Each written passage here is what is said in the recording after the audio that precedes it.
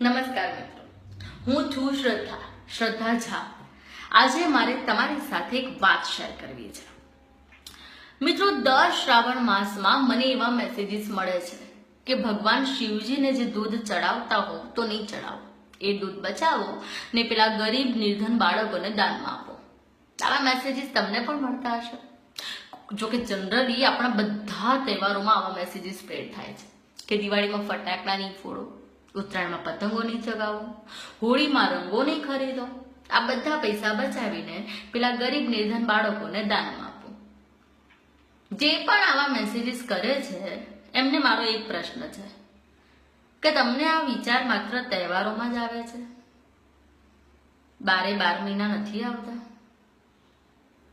શ્રાવણ માસમાં શિવજીને જે દૂધ ચડે છે 50 ગ્રામ જેટલું ચડાવતા હશો, કદાચ કોઈક 100 ગ્રામ ચડાવતું હોય તો એ 50 ગ્રામ 100 ગ્રામ દૂધ બચાવવાનો તમને વિચાર આવ્યો એક જ મહિનો શ્રાવણ માસમાં।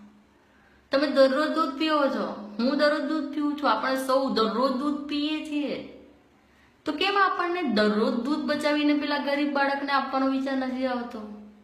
માત્ર એક મહિનો શિવજીને ચડતું દૂધ બચાવવાનો વિચાર આવ્યો અને પેલા ગરીબ બાળકોનો એ વખતે આપણને વિચાર આવ્યો।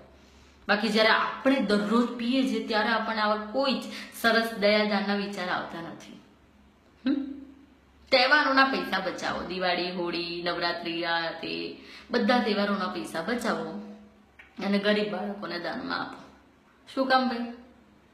દરરોજ પૈસા બચાવો, દાન આપવું જ છે તો દરરોજ બચાવો ને।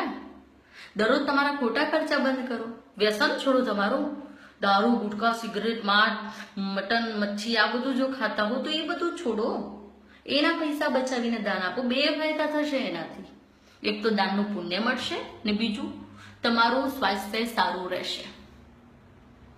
એટલે તમારા રોજબરોજના ખર્ચા કમ કરો, એને બચાવો અને દાનમાં આપવાનો વિચાર કરો। સેટરડે સન્ડે આપણે સૌ જાણીએ છીએ કે અત્યારે જનરલી સેટરડે સન્ડે આપણે બહાર જમવા જઈએ છીએ, તો એ પૈસા બચાવો, ગરીબ બાળકોને દાનમાં આપો। તહેવારો પર જ કેમ આવા સરસ સરસ વિચારો આવે છે બધાને?